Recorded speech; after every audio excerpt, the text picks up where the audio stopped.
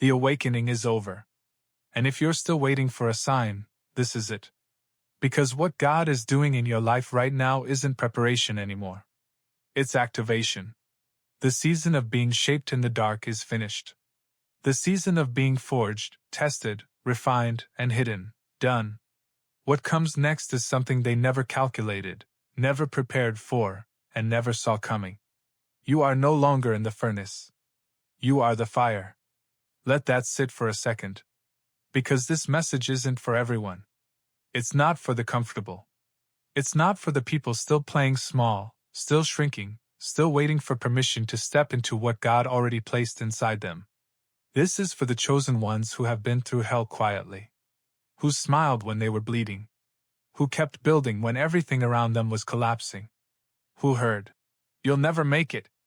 So many times they started whispering it to themselves in the dark. This message is for you. And what I'm about to say is going to rewrite the way you see everything that happened to you. Here's what most people don't understand about the chosen. Studies in behavioral neuroscience confirm that individuals who experience sustained adversity, particularly repeated betrayal and social exclusion, develop something called hyperactive pattern recognition. In simpler terms, you see things other people can't. You detect lies before they're spoken. You sense danger before it reveals itself. You carry a kind of awareness that was never taught, only earned. And that awareness? That isn't a wound. That's a weapon. And God just handed it back to you, loaded. Number 1. The silence wasn't your defeat. It was your deployment. The silence wasn't your defeat. It was your deployment. You need to hear this again because you've been misreading one of the most powerful chapters of your story. There was a season when you went quiet. When you pulled back from spaces that used to feel like home. When you stopped explaining yourself, stopped defending your name, stopped showing up in rooms that were quietly designed to minimize you. And people took that silence and wrapped it in a narrative that served them. They said you disappeared. They said you gave up. They said you finally broke under the pressure they spent so long applying. But here's what was actually happening while you were silent. You were being repositioned. God doesn't waste silence on weak people. He reserves it for the ones He's about to launch. Think about every great story in Scripture, every warrior, every deliverer, every prophet who ever changed the trajectory of nations. There was always a period of silence before the fire fell. There was always a wilderness before the breakthrough. There was always a season of hiddenness before the moment of revelation. That season wasn't punishment. It was preparation. And your silence was the same. While you were quiet, you were being filled. While they were loud, talking about you, performing their confidence, celebrating what they thought was your collapse, God was loading you. He was pouring in wisdom you couldn't have received any other way. He was sealing wounds that would have leaked your power if they'd been left open. He was aligning the right people, the right doors, the right moments to coincide with the version of you He was building underground. You didn't disappear. You were being equipped. And now the silence is breaking. Not because you finally decided to fight back, but because what God placed inside you can no longer be contained by the space they tried to keep you in. Your deployment is not coming. It already began. Number 2, what they called weakness was actually restraint. What they called weakness was actually restraint. And there is a difference so profound between those two things that it changes the entire meaning of your story. Weakness is the absence of power. Restraint is the discipline to hold power back until the right moment. And everything they labeled as you being soft, being passive, being too quiet, being unable to stand up for yourself, none of that was weakness. That was a level of spiritual self-control that most people will never understand because most people have never carried the kind of power you carry. Think about it. They provoked you. Repeatedly, deliberately, sometimes strategically. They knew which buttons to press. They studied your triggers. They timed their attacks for moments when you were already carrying too much. And still you held. You didn't descend. You didn't become what they accused you of being. You didn't let the chaos they manufactured pull you off the frequency God was trying to keep you on. And to the untrained eye, that looked like losing. But in the spirit, that was one of the most powerful things you have ever done. Because here's what restraint does that retaliation never could. Restraint preserves your integrity while exposing theirs. Every time you chose not to fire back, not to match their energy, not to sink into the mud they were swimming in, you let time do the work. And time is never neutral. Time always reveals. The person who is genuinely operating in truth doesn't need to fight for their reputation because eventually, without any help from them, the truth shows up on its own and starts speaking. That's what happened to you. What they called weakness just became the very thing that kept your hands clean while theirs got dirty. And now there's a record. And it doesn't lie. Number 3, your discernment is now a weapon, not just a warning system. Your discernment is now a weapon, not just a warning system. For years, that gift felt like a burden. You would walk into a room and instantly feel things others couldn't. You would sit across from someone smiling at you and somehow know that the smile wasn't real. You would sense shifts in energy before a single word was spoken, catch the intention behind a gesture, read the subtext underneath perfectly constructed sentences. And every time you tried to name what you were sensing, you were dismissed. Too sensitive. Reading too much into things. Overthinking it. They made you question the very gift that God put in you to protect you. But here's what no one told you about discernment. In its early stages, it functions as a warning system. It tells you when something is off. It alerts you to danger. It keeps you from walking into traps you couldn't see with your natural eyes. That's how you've been using it, defensively. But discernment matures. And in its mature form, it doesn't just detect the lie. It dismantles it. It doesn't just sense the manipulation. It exposes it. It doesn't just protect you from the wrong rooms.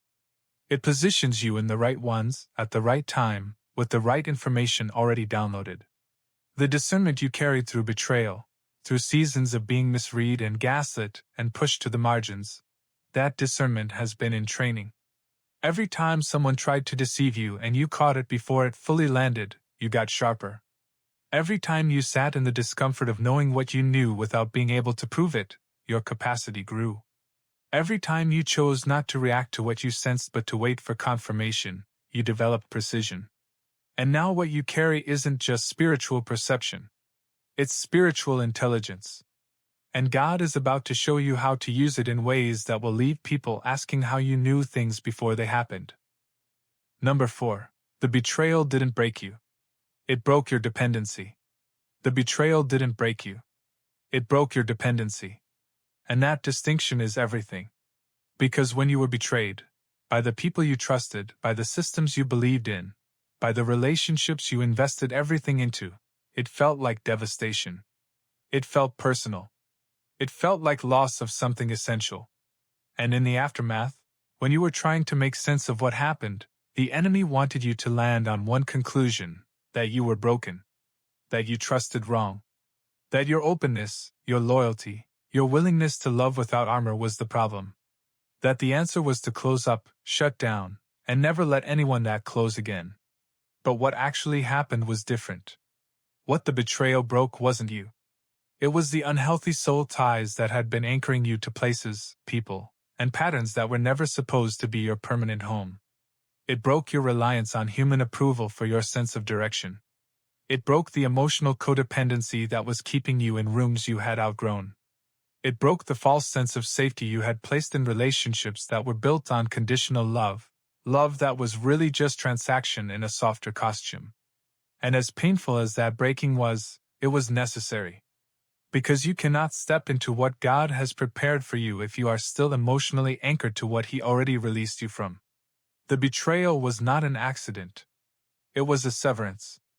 A divine surgical procedure that cut what could not be cut any other way. And if you look at the timeline, where you were before it happened versus where you are now, you will see that the breaking point was also the turning point. The moment everything fell apart was the moment you started building something that actually belongs to you. Something that cannot be taken because it was never given by the ones who betrayed you. It was given by God. And what God gives, no betrayal can permanently steal. Number 5. They thought the isolation would kill your influence. It multiplied it. They thought the isolation would kill your influence. It multiplied it. This is one of the most counterintuitive spiritual laws there is, and it never gets talked about enough. When people intentionally exclude you, when they close doors in your face, when they orchestrate your removal from circles and communities and spaces that once felt like home, the logic they're operating on is simple. Out of sight, out of mind. If they can make you invisible, they can make you irrelevant. If they can separate you from the audience, they neutralize your impact. It's the oldest control strategy in the book. What they didn't account for is what isolation does to people who are genuinely called. For ordinary people, isolation diminishes. Without external validation, without the energy of the crowd, without constant feedback and reinforcement, most people shrink. But chosen ones are not powered by the crowd. They're powered by the calling. And when you remove someone who is truly called from all external noise, all performance pressure, all the distraction of maintaining their position in a social ecosystem, you give them something rare. You give them access to themselves. You give them uninterrupted time with God. You give them space to build without being watched, to grow without being compared, to develop depth that crowd-dependent people never reach. And here is what happens when someone spends seasons in that kind of solitude. They come out with something different. Not just a message, but a weight. Not just words, but authority. Not just presence, but impact. The isolation they designed to erase you became the incubator for a version of you that is now impossible to ignore. They tried to make you disappear and instead accidentally handed you the conditions for your greatest growth. You didn't lose influence in the wilderness. You traded shallow reach for profound depth. And now that you've emerged, one word from you carries more weight than 100 from someone who never went through what you went through. Number 6. God didn't just protect you. He was preparing you to protect others. God didn't just protect you. He was preparing you to protect others. There is a reason why the things you survived were as specific as they were. The type of manipulation you endured, the particular flavor of betrayal you experienced, the specific way your light was targeted, your voice was silenced, your name was dragged, none of that was random. The enemy never wastes precision. He tailors his attacks to the assignment. And the assignment you carry requires you to have first-hand knowledge of the exact warfare that other people in your sphere are currently drowning in. This is what they never teach you about surviving spiritual attack. You don't just come out of it for your own benefit. You come out of it as a reference point for everyone who is still in it. When you speak about what you lived through, the isolation, the gaslighting, the public humiliation, the private collapse, the rebuilding in secret, you don't sound like a teacher explaining a concept. You sound like a survivor describing a territory. And there is a difference that changes everything in the listener. Because a teacher can be doubted. But a survivor cannot be dismissed. Every scar you carry is now a credential. Every wound that healed is now a testimony that will reach someone who has run out of reasons to keep going. Every dark season you made it through is now a map that will guide someone else out of the exact same darkness. God doesn't waste pain. He repurposes it. He takes the most brutal chapters of your story and turns them into the most powerful tools in your arsenal. What the enemy designed to destroy you has been redeemed into what God will use to deliver others through you. You weren't just surviving. You were being trained. And now the people who need you most are about to find you. Number 7. The version of you they feared is the one that just woke up. The version of you they feared is the one that just woke up. Think about that for a moment. The anxiety they carried in your presence. The way certain people in your life became visibly uncomfortable when you stepped into your confidence. The way they worked overtime to make you doubt yourself, to make you small, to manage your self-perception in a direction that kept you compliant and contained. They weren't doing that because they believed you were nothing. They were doing it because somewhere deep, in a place they would never admit out loud, they believed you were everything. And you almost let them win. There were seasons where you genuinely started to believe the version of you they kept presenting. Seasons where the repetition of their narrative started to feel like reality. Where the constant dismissal of your gifts made you question whether those gifts were real. Where the calculated exclusion made you wonder if maybe they were right, maybe you weren't that significant, maybe the sense of calling you'd always carried was just ego dressed in spiritual language. You stood at the edge of erasing yourself for the comfort of people who were threatened by your existence. But something held. Some thread of knowing that was deeper than their words, older than their rejection, stronger than any temporary moment of self-doubt. That thread is what the enemy kept trying to cut. That thread is what God kept holding. And now that thread has become a rope. And the version of you that refused to disappear, the version that kept praying in the silence, kept building in the wilderness, kept believing when there was no visible evidence, that version is fully awake. And everything they feared about you is about to become undeniable. Not because you fought for it, but because you refused to surrender it. And now it's time. Number 8. Your elevation is their exposure. And you didn't lift a single finger. Your elevation is their exposure. And you didn't lift a single finger. This is one of the most divine things that happens when a chosen one rises correctly. When they rise without retaliation, without bitterness, without the need to announce their comeback or parade their healing. When they simply step into what God prepared for them and let the fruit speak. Because when that happens, the people who tried to bury them don't just watch from a distance. They become the involuntary witnesses to their own verdict. Every win you walk into is a quiet indictment. Every door that opens for you after they swore every door was closed is a gentle demolition of the narrative they built. Every person who recognizes your worth is a correction of every room that dismissed you. And the thing that makes it sting for them isn't even the success itself. It's the timing. It's the fact that while they were spending energy managing your downfall, engineering your exclusion, maintaining the story of your irrelevance, God was behind the scenes stacking up something they never saw coming. And now they have to live in the reality of it. Daily. Without anyone asking them to explain themselves. Without any confrontation they can deflect. Just the quiet, undeniable presence of a person who was supposed to stay buried and instead became unforgettable. You don't owe them a clap back. You don't owe them an announcement. You don't owe them an explanation of how you got here or who helped you or what kept you going. Your presence is the testimony. Your peace is the message. Your continued existence in abundance, in purpose, in joy that they tried to rob, that is the most powerful thing you could ever say to everyone who bet against you. And the best part? You didn't have to say a word. Number 9. The frequency you carry is now a threat to everything built on deception. The frequency you carry is now a threat to everything built on deception. This is a spiritual principle that most people have never been taught because most people have never operated at the level you're moving into. There are environments, systems, relationships, and power structures that can only survive in the presence of confusion. They require people to be unsure of themselves, dependent on approval, disconnected from their own perception.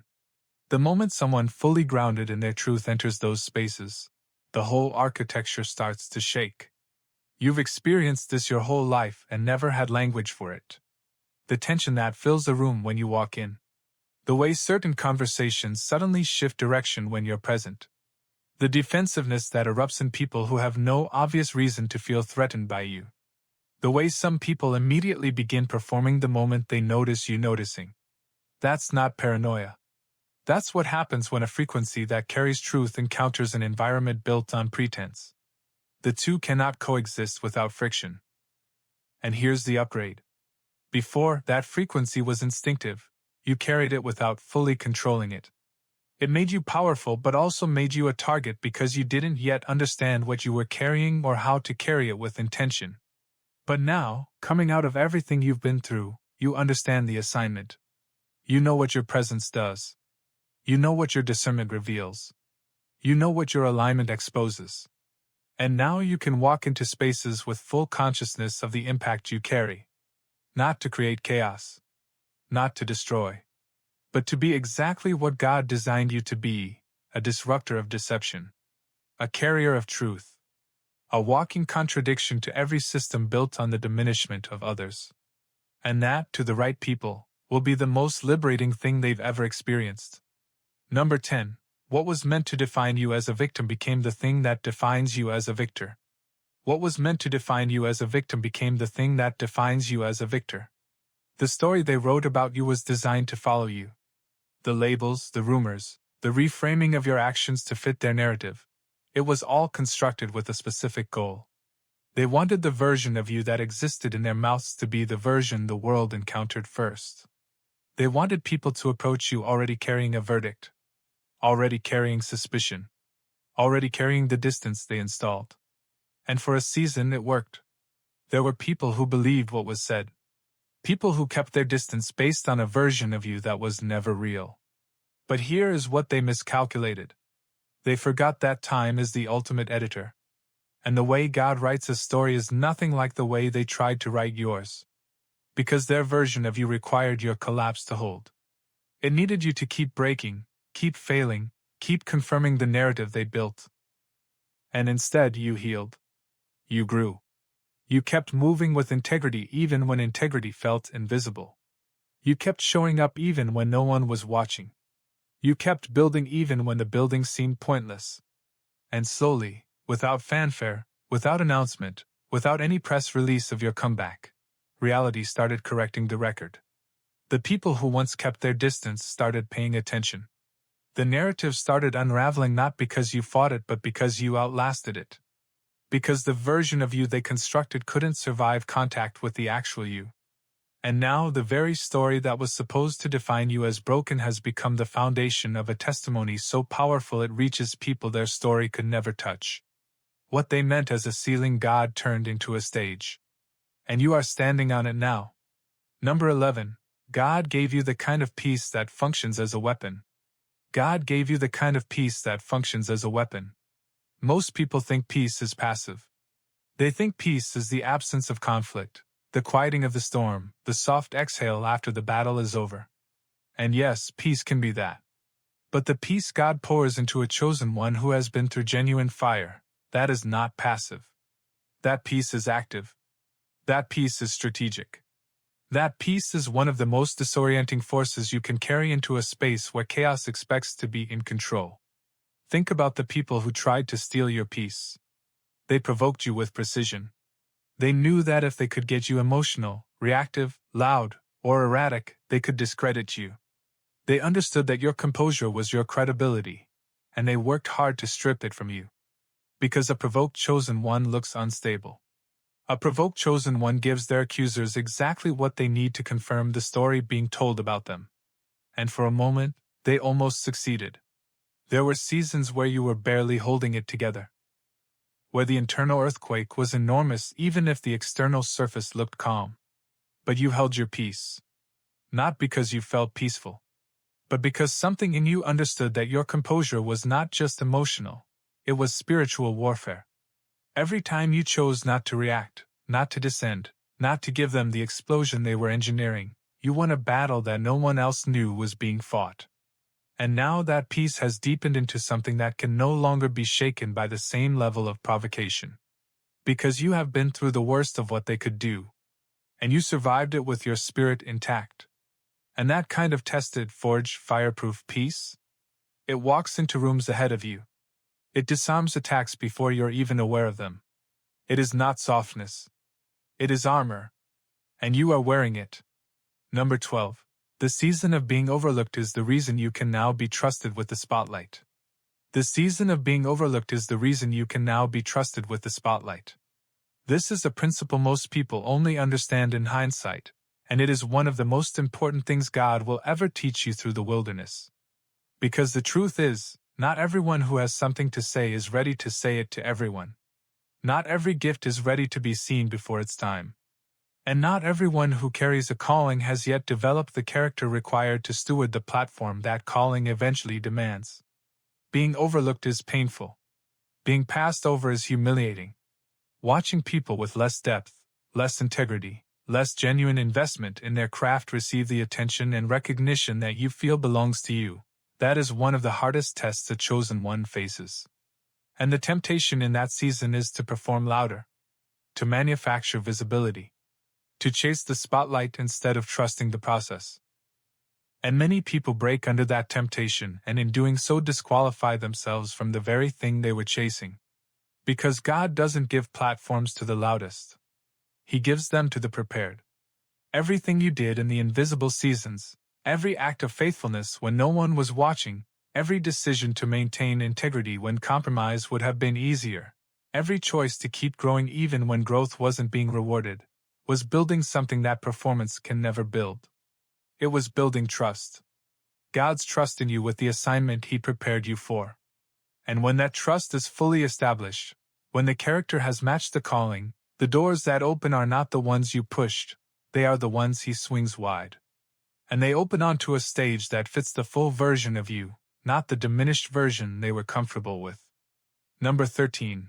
You were never asking for too much. You were offering it to the wrong people.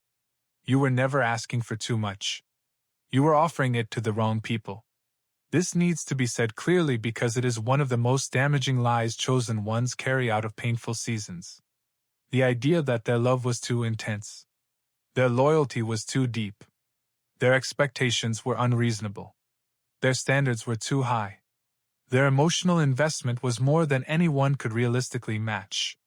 And so the conclusion that seemed logical, and that the people who couldn't meet you in those spaces often confirmed, was that you were the problem.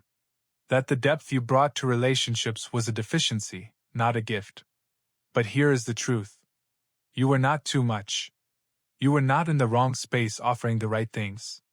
You were offering the right things in the wrong spaces. To people who had never done the inner work required to receive what you carry without feeling destabilized by it. To people who interpreted your depth as a demand instead of an invitation. To people who found your clarity threatening and your standards inconvenient because both revealed exactly what they were unwilling to face about themselves. The problem was never the love you carried. The problem was the address you kept delivering it to. And now, coming through what you came through, having finally released the need to shrink yourself to fit into spaces that were never built for you, you are being repositioned. The people who are being brought into your life in this new season are not people who will be intimidated by your depth. They are people who have been in their own wilderness, their own fire, their own forging. And when two people who have been through that kind of refinement find each other, the connection is not complicated by the need to perform, or explain, or manage reactions. It is a recognition, spirit to spirit. And it is the kind of relationship, the kind of community, the kind of tribe that your full self has always deserved. Number 14. This is not your comeback. It's your emergence. This is not your comeback. It's your emergence. And that distinction matters more than almost anything else in this message. A comeback implies you were once somewhere, then you fell, and now you are returning to where you were. And that is not your story. Because where you were before the fire was never the destination. It was a chapter. A formation chapter. A necessary but not permanent address.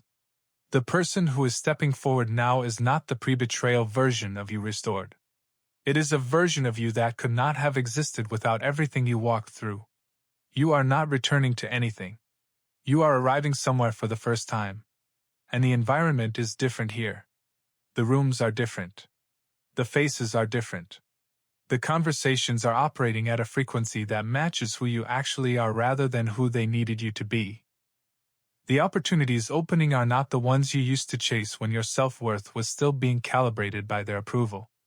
They are opportunities that align with your actual assignment. And everything that was stripped from you in the wilderness, the relationships, the positions, the access, the comfort, none of it is being restored the way it was. Because what's coming is not a restoration. It's an upgrade. And you cannot put new wine in old wineskins. God isn't interested in returning you to the version of your life that was small enough for them to manage. He is launching you into the version that was always too much for their system to contain.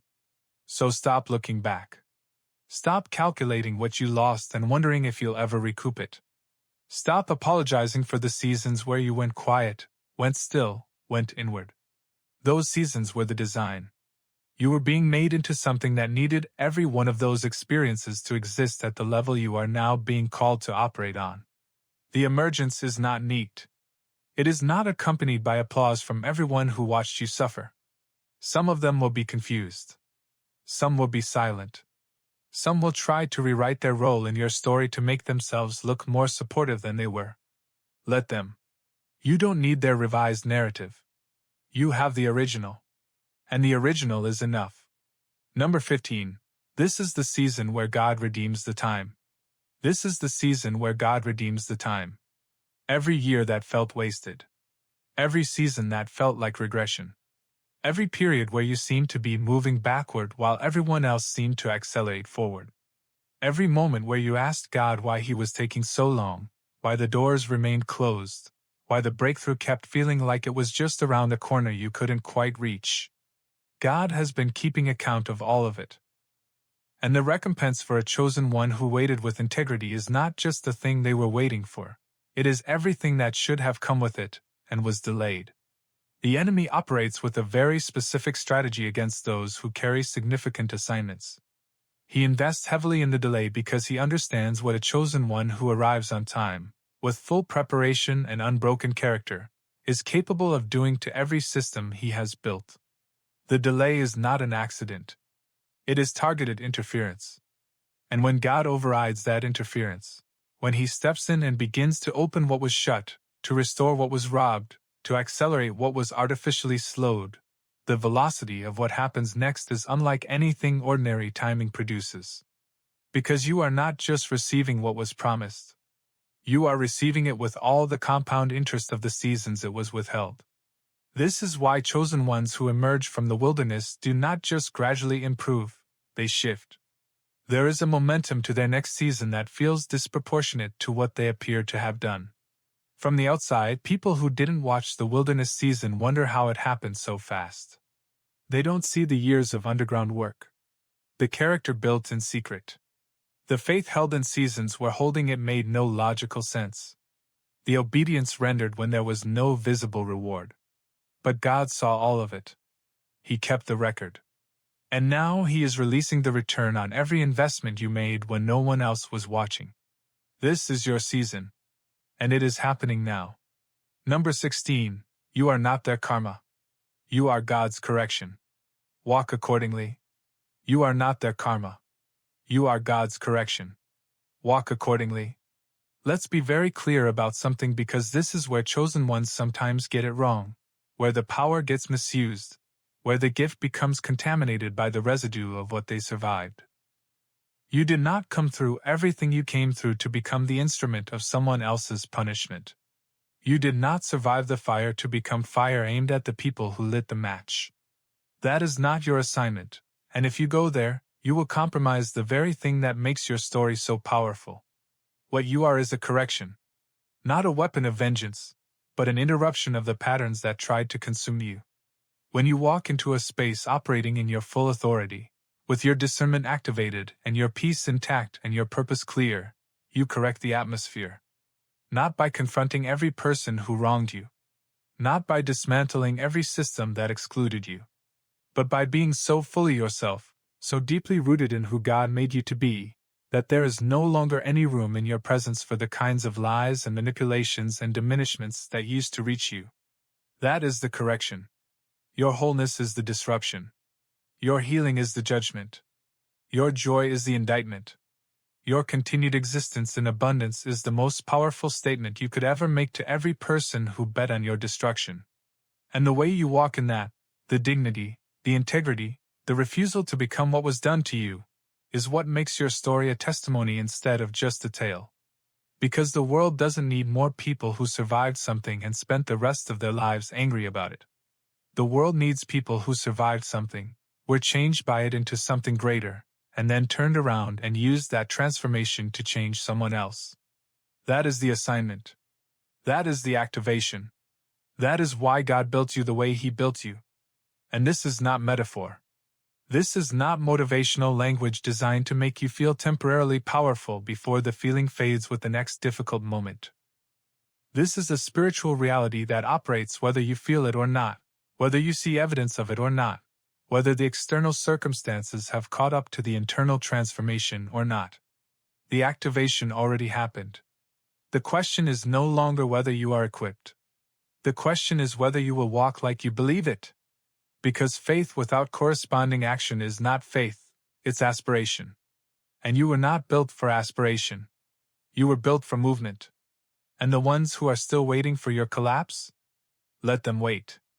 Because what's coming out of your life in this season is going to require new vocabulary from people who thought they already had you figured out. Growth of this magnitude doesn't come with warning. It doesn't announce itself in advance. It simply arrives. Quietly. Undeniably. And without asking for anyone's permission or understanding. You are the answer to prayers you forgot you prayed. You are the fulfillment of promises that looked broken. You are the living evidence that what God starts, no human betrayal can permanently stop. The fire refined you. The silence filled you. The isolation focused you. And now, on the other side of all of it, you emerge. Not the same. Never the same. Better. Deeper. Stronger. And completely, finally, irreversibly free. So walk accordingly. Not with arrogance, but with authority. Not with a need to prove anything to anyone, but with the settled confidence of someone who knows exactly what they carry and exactly who gave it to them. This is a spiritual reality that operates whether you feel it or not, whether you see evidence of it or not, whether the external circumstances have caught up to the internal transformation or not. The activation already happened. The question is no longer whether you are equipped. The question is whether you will walk like you believe it. Because faith without corresponding action is not faith, it's aspiration. And you were not built for aspiration. You were built for movement. And the ones who are still waiting for your collapse? Let them wait. Because what's coming out of your life in this season is going to require new vocabulary from people who thought they already had you figured out. Growth of this magnitude doesn't come with warning. It doesn't announce itself in advance. It simply arrives. Quietly. Undeniably. And without asking for anyone's permission or understanding. You are the answer to prayers you forgot you prayed. You are the fulfillment of promises that looked broken. You are the living evidence that what God starts, no human betrayal can permanently stop. The fire refined you. The silence filled you. The isolation focused you. And now, on the other side of all of it, you emerge. Not the same. Never the same. Better. Deeper. Stronger. And completely, finally, irreversibly free. So walk accordingly. Not with arrogance, but with authority. Not with a need to prove anything to anyone, but with the settled confidence of someone who knows exactly what they carry and exactly who gave it to them. Not looking for revenge, but not apologizing for rising either. Not shrinking back into the silhouette they drew for you, but stepping fully into the outline God always had in mind. Just walking. With your head lifted and your spirit clean and your eyes fixed on what's ahead rather than what was left behind. Because the awakening is over. The weapons are activated. And the world is about to see what God builds when He builds through fire. If this message hit you in a place that needed to be hit, if something in these words confirmed what you've been quietly knowing but haven't yet had language for, don't let this be a moment that passes without weight. This space was built for you. Not for the performance-driven, not for the approval seekers, not for the ones playing comfortable games in comfortable rooms. This is for the ones who have been through something real. The ones who survived something that was supposed to break them, and came out the other side with something nobody can take. If that's you, you belong here. Subscribe to this channel and turn on notifications because we are not done. Not even close. The truth coming through this space is not for the faint-hearted, and it is not for those who only want to feel good. It is for those who want to feel real. Like the video if this spoke to your spirit. Drop a comment and tell me what part landed hardest. Share this with someone who is still in the fire and needs to know that the activation is coming. You are not alone in this. And you were never meant to be.